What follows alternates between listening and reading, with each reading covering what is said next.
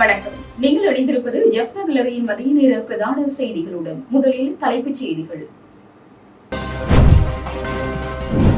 இலங்கை பொறுப்புக்கூறல் திட்டத்தை நடைமுறைப்படுத்துவதற்காக நிதி கோரியுள்ள மனித உரிமைகள் பேரவை. அனுர அரசாங்கத்தின் புதிய அமைச்சர்கள் தொடர்பான வர்த்தமானி வெளியானது. ஈஸ்டர் தாக்குதல் விசாரணைகள் குறித்து தகவல்களை அம்பலப்படுத்தக்கூடாது, அமைச்சரின் அறிவிப்பு. ரணில் விக்ரமசிங்கவுக்கும் எதிர்க்கட்சி தலைவர்களுக்கும் இடையே சந்திப்பு.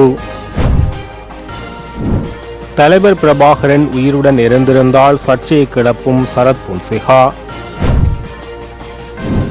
மின் கட்டணம் அதிகரிக்கப்பட்டால் வீதிக்கு இறங்கி போராடுவோம், சஜித் பிரேமதாசா. சர்வதேச அழுத்தங்களுக்கு இடையில் மாகாண சபை தேர்தல் ஏப்ரல் மாதத்துக்குள் முடிவெடுக்க அரசாங்கம் தீவிரம். யாழில் வீதி சமிக்ஞையை கவனியாது மாணவர்களுடன் பயணிக்கும் பெற்றோர், வடக்கு ஆளுநர் குற்றச்சாட்டு. மீண்டும் குற்றப்புலனாய்வு பிரிவுக்கு அழைக்கப்பட்டுள்ள பிமல் வீரவன்ச. தமிழகத்தில் பரபரப்பு, நடிகர் ரஜினி வீட்டுக்கு வெடிகுண்டு மிரட்டல். தொடர்பான விரிவான செய்திகள். இலங்கை பொறுப்புக்கூறல் திட்டத்தை நடைமுறைப்படுத்துவதற்காக 3.8 மில்லியன் அமெரிக்க டாலர்களை ஐக்கிய நாடுகள் மனித உரிமைகள் பேரவை கோரியுள்ளது. 2025 அக்டோபர் முதல் 2027 செப்டம்பர் வரையிலான காலத்துக்கு இந்த நிதி கோரப்பட்டுள்ளது. மனித உரிமைகள் ஆணையாளர் அலுவலகத்தின் கீழ் செயல்படும் இந்த திட்டம் இலங்கையின் பொறுப்புக்கூறல் செயல்முறைகளுக்கான ஆதாரங்களை சேகரிக்கும் பொறிமுறையாகும். 2021 அமைக்கப்பட்ட இந்த திட்டம் மேலும் 2 ஆண்டுகளுக்கு நீடிக்கப்பட்டுள்ளது. இன்னும் இந்த பொறிமுறையை அதன் தொடக்கத்திலிருந்தே இலங்கையின் அரசாங்கங்கள் நிராகரித்து வருகின்றன. திட்ட செலவுகள் மற்றும் பயண செலவுகள், புதிய ஆட்சேர்ப்புகள், பகுப்பாய்வுகள் போன்ற விடய செலவுகளுக்காகவே இந்த நிதி தேவைப்படுகிறது. முன்னதாக வரைவு தீர்மானத்தின் பரிசீலனையின் போது இந்த திட்டம் எவ்வாறு அமைக்கப்பட்டது, அதன் பணிகள் மற்றும் அதற்கு ஒதுக்கப்பட்ட நிதி ஆகியவற்றின் நம்பகத்தன்மை மற்றும் வெளிப்படைத்தன்மை குறித்து இலங்கையின் தூதுவர் ஹிமாலி அருணாச்சலக்க கேள்வி எழுப்பினார். 4 ஆண்டுகள் கழித்தும் இலங்கை மக்களுக்கு இந்த திட்டத்தினால் எந்த நன்மையும் இன்னும் கிடைக்கவில்லை என அவர் தெரிவித்தார். இந்த நிலையில் தமது களஞ்சியத்தில் இப்போது 530க்கும் மேற்பட்ட நிறுவனங்களிடமிருந்து பெறப்பட்ட 101,000க்கும் மேற்பட்ட பொருட்கள் உள்ளன. இதில் இலங்கையின் பொறுப்புக்கூறல் தொடர்பான 300க்கும் மேற்பட்ட சாட்சிகள் மற்றும் 230 அமைப்புகளின் பங்களிப்புகள் அடங்கும் என இலங்கை பொறுப்புக்கூறல் திட்டம் அறிவித்துள்ளது. இந்த களஞ்சியத்தில் உள்ள தகவல்களை பயன்படுத்தி கடுமையான மனித உரிமை மீறல்கள் மற்றும் துஷ்பிரயோகங்கள் மற்றும் சாத்தியமான சர்வதேச குற்றங்களுக்கு பொறுப்பான நபர்களின் சுய விபரங்களை உருவாக்கியுள்ளதாக மனித உரிமை பேரவையின் இலங்கை பொறுப்புக்கூறல் திட்டம் தெரிவித்துள்ளது. இலங்கையில் மீண்டும் பொருளாதார நெருக்கடி நிலை ஏற்படக்கூடிய அபாயங்கள் காணப்படுவதாக எச்சரிக்கை விடுக்கப்பட்டுள்ளது. கடந்த காலத்தில் எதிர்நோக்கிய மிக கடுமையான பொருளாதார நெருக்கடியிலிருந்து மெதுவாக மீண்டு வரும் இலங்கை பொருளாதாரம் தற்போது ஸ்திர நிலையை அடைந்து வருவதாக கூறப்படுகிறது. எனினும் இதேபோன்ற நெருக்கடி மீண்டும் உருவாகும் அபாயம் கணிசமாக உள்ளதாக சுயாதீன ஆய்வுக்குழு ஒன்றின் அறிக்கை எச்சரிக்கை விடுத்துள்ளது. இலங்கையின் மாற்றத்துக்குட்பட்ட பொருளாதார வளர்ச்சியை நிலைநிறுத்துதல் 2025 தொடக்கம் 2030 என்ற தலைப்பில் வெளியிடப்பட்ட அந்த அறிக்கையில் இந்த விடயம் சுட்டிக்காட்டப்பட்டுள்ளது. மத்திய வங்கியின் முன்னாள் ஆளுநர் கலாநிதி இந்திரஜித் குமார் சுவாமி, தற்போதைய மத்திய வங்கியின் துணை ஆளுநர் வைத்திய சந்திரநாத் அமரசேகர், முன்னாள் மூத்த துணை ஆளுநர் இவர் பெர்னாண்டோ மற்றும் கொழும்பு பல்கலைக்கழகத்தின் பேராசிரியர் சிறிமல் அபேரத்ன உள்ளிட்டோர் இந்த அறிக்கையை தயாரித்துள்ளனர். அறிக்கையின்படி 2024ஆம் ஆண்டில் நாட்டின் மொத்த மக்கள் தொகையில் சுமார் 25% பேர் வறுமை கோட்டுக்குள் உள்ளனர். இதில் 2021ஆம் ஆண்டின் விகிதத்தை விட இரட்டிப்பாகும் என சுட்டிக்காட்டப்பட்டுள்ளது. பொருளாதார நெருக்கடியின் போது வறுமை குறைப்பில் எட்டிய சாதனைகள் மீண்டும் பின்னடைந்து விட்டன என்றும் இலங்கை 2000கள் தொடக்கத்தில் காணப்பட்ட வறுமை நிலைக்கு மீண்டும் தள்ளப்பட்டுள்ளதாக தெரிவிக்கப்பட்டுள்ளது. அறிக்கை மேலும் இன்னொரு கடுமையான கடன் மறுசீரமைப்பு நெருக்கடி, உயரும் வறுமை நிலையும் தவிர்க்க விரைவான மற்றும் மூலோபாய பொருளாதார சீர்திருத்தங்கள் அவசியம் என சுட்டிக்காட்டப்பட்டுள்ளது.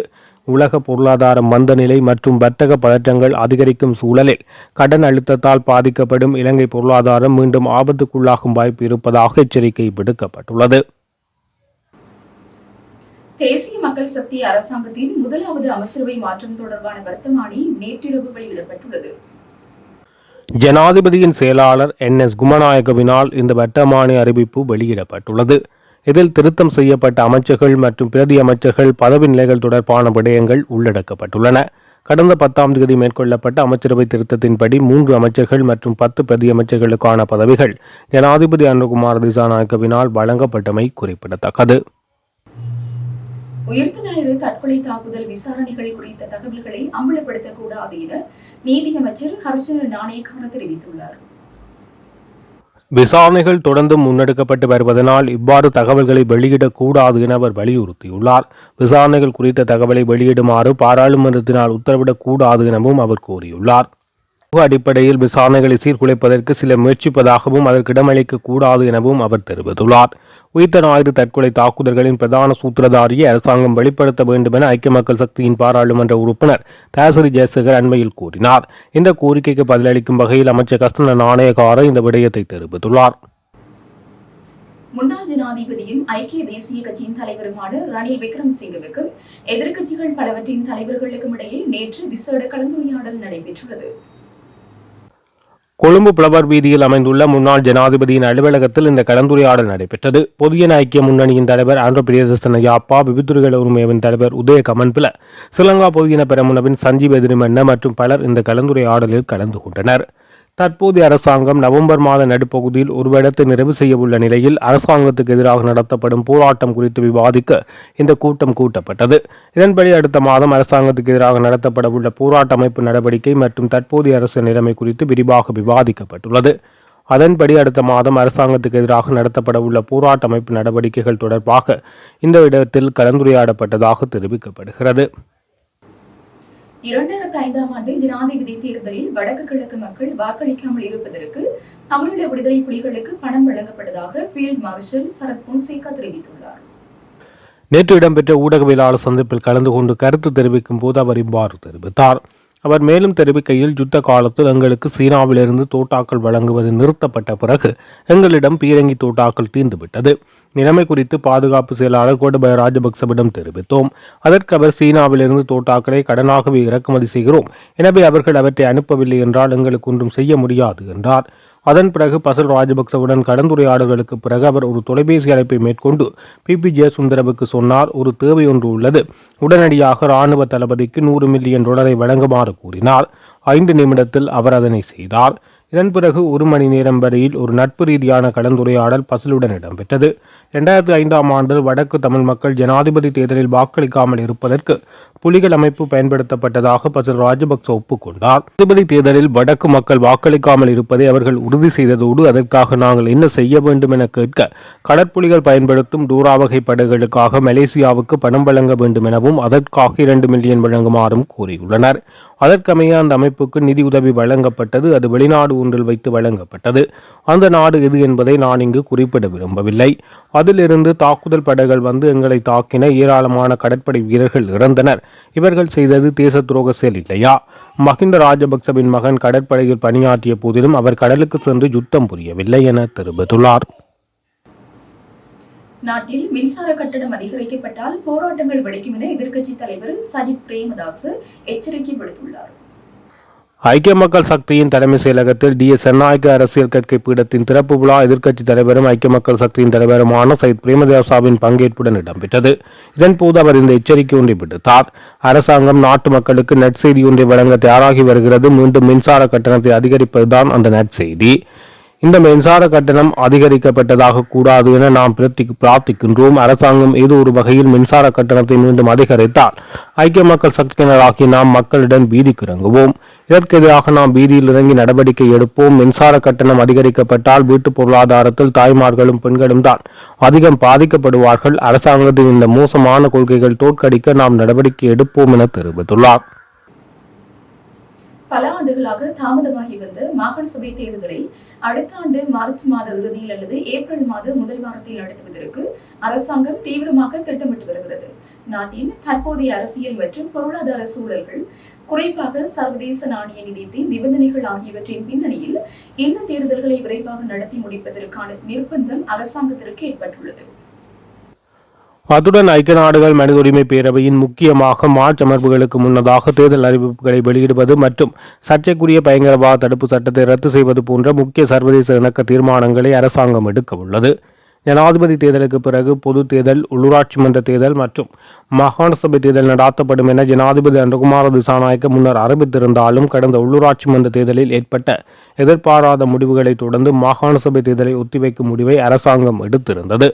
எனினும் நாட்டின் சர்வதேச நட்பெயரை கட்டியெழுப்புவதற்கும் சர்வதேச நாணய நிதியத்தில் கடன் மறுசீரமைப்பு திட்டத்தை வெற்றிகரமாக முன்னெடுப்பதற்கும் சட்டபூர்வ நிலுவையிலுள்ள அனைத்து தேர்தல்களையும் நடத்துவது அத்தியாவசியம் என்ற நிலை உருவாகியுள்ளது. குறிப்பாக ஏப்ரல் மாதத்துக்கு பிறகு சர்வதேச நாணய நிதியத்தின் நிபந்தனையின்படி பல நெருக்கடியான முடிவுகளை அரசாங்கம் எடுக்க வேண்டியிருக்கும். அத்தகைய முடிவுகளை எடுப்பதற்கு முன்னர் மாகாண சபைகளுடன் கலந்தாலோசனை நடத்துவது கட்டாயமாகும். இதற்கு செயல்பாட்டில் உள்ள மாகாண சபை தேவைப்படுகின்றது.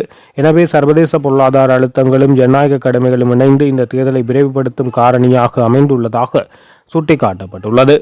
மாகாண சபை தேர்தல் கடைசியாக 2012ஆம் ஆண்டில் கிழக்கு வடமத்திய சப்ரோமு, 2013ஆம் ஆண்டில் வடமேல் வடமாகாணங்கள் மற்றும் 2014ஆம் ஆண்டில் ஊவா மாகாணம் என 4 கட்டங்களாக நடத்தப்பட்டது. இதன் பிறகு கடந்த பல ஆண்டுகளாக தேர்தல் முறைமையை காரணம் காட்டி மாகாண சபை தேர்தல் நடத்தப்படாமல் தாமதப்படுத்தப்பட்டு வருகிறது. தாமதத்துக்கு அடிப்படை காரணம் புதிய கலப்பு தேர்தல் முறைமையை அறிமுகப்படுத்துவதாகும். இது விகிதாசார மற்றும் வட்டார முறைமைகளை இணைக்கும் ஒரு முறையாகும்.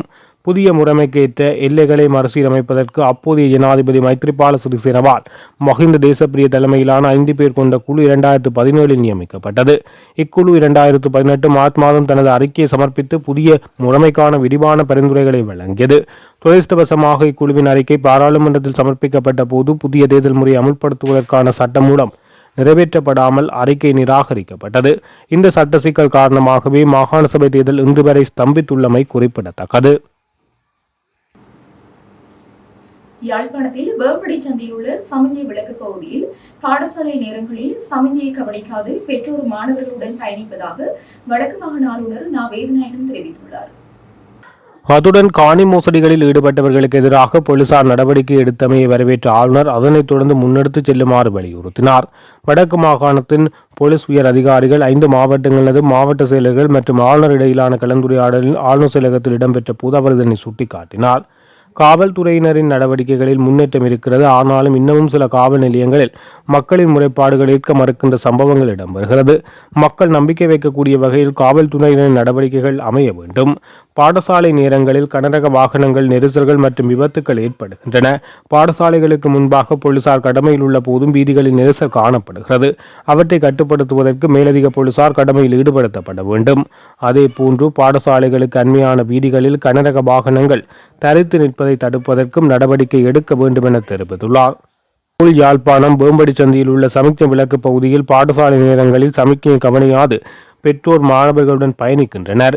இவ்வாறான செயற்பாடுகள் ஆபத்தானவை என்பதால் போலீசார் பாடசாலை நேரங்களில் இத்தகைய இடங்களில் கட்டாயம் கடமைகளில் ஈடுபட வேண்டும். யாழ்ப்பாணம் கோட்டை பகுதியில் இடம்பெறும் சமூக சீர்கேடுகள் கட்டுப்படுத்துவதற்கான நடவடிக்கை எடுக்கப்பட வேண்டும் எனவும் ஆளுநர் சுட்டிக்காட்டியுள்ளார். முன்னாள் அமைச்சர் விமல் வீரவன்சவை குற்றப்புலனாய்வு பிரிவுக்கு மீண்டும் முன்னிலையாகுமாறு அழைக்கப்பட்டுள்ளதாக போலீசார் தெரிவித்துள்ளனர். அதன்படி இன்று முற்பகல் 10 மணிக்கு தங்காலை குற்றப்புலனாய்வு பிரிவில் முன்னிலையாகுமாறு அறிவுறுத்தப்பட்டது. போதைப்பொருள் குற்றச்சாட்டில் அண்மையில் கைது செய்யப்பட்ட பெலியதசனா என அழைக்கப்படும் வீரசிங்க சரத் குறித்து வெளியிட்ட அறிக்கை தொடர்பில் இந்த அழைப்பாணை மீண்டும் விடுக்கப்பட்டுள்ளது. இதேவேளை தாம் போலீசுக்கு வழங்கிய வாக்குமூலத்தை பொதுவெளியில் வெளியிட்டமை தொடர்பில் தேசிய போலீஸ் ஆணைக்குழுவிடம் முறையிட உள்ளதாக முன்னாள் அமைச்சர் விமல் வீரவன்ச அறிவித்தார். கட்சியின் தலைமை அலுவலகத்தில் நேற்று இடம்பெற்ற ஊடகவியலாளர் சந்திப்பில் கலந்து கொண்டு கருத்து தெரிவிக்கும் போது இது தொடர்பில் சட்ட நடவடிக்கை எடுப்பதற்காக தாம் சட்டத்தரணிகளுடன் கலந்துரையாடி வருவதாகவும் குறிப்பிட்டுள்ளார். சென்னை பாய்ஸ் கார்டனில் உள்ள பிரபல நடிகர் ரஜினி வீட்டுக்கு வெடிகுண்டல் மிரட்டல் விடுக்கப்பட்ட சம்பவம் பெரும் பரபரப்பை ஏற்படுத்தியுள்ளது. சென்னை போயஸ் கார்டனில் வசிக்கும் பிரபல நடிகர் ரஜினிகாந்தின் வீட்டுக்கு இனம் தெரியாத நபர் வெடிகுண்டு மிரட்டலை விடுத்துள்ளார். டிஜிபி அலுவலகத்துக்கு மெயில் மூலம் இந்த மிரட்டல் விடுக்கப்பட்டுள்ளது. இதையடுத்து மோப்ப நாய்கள் உதவியுடன் வெடிகுண்டு தடுப்பு நிபுணர்கள் ரஜினியின் வீட்டில் சோதனை நடத்தியுள்ளனர். சோதனைக்கு பிறகு அது புரளி என தெரிய வந்திருப்பினும் மிரட்டல் விடுத்த நபர் யார் என்பது குறித்து போலீசார் விசாரணைகளை நடத்தி வருகின்றனர். இதேவேளை அண்மை காலமாக சென்னை உட்பட பல்வேறு நகரங்களில் உள்ள தொடருந்து நிலையங்கள், விமான நிலையங்கள், கட்சி அலுவலகங்கள் மற்றும் பிரபலங்களின் வீடுகளுக்கு வெடிகுண்டு மிரட்டல் விடுக்கப்படும் சம்பவங்கள் அதிகரித்துள்ளமை சுட்டிக்காட்டப்பட்டுள்ளது. இத்துடன் ஜெஃப்னக்லரியின் மதிய நேர பிரதான செய்திகள் நிறைவடைகின்றன. மேலதிக செய்திகளை அறிந்து கொள்ள www.jeffnaclery.lk என்ற இணையதளத்தின் ஊடாக இணைந்து கொள்ளுங்கள்.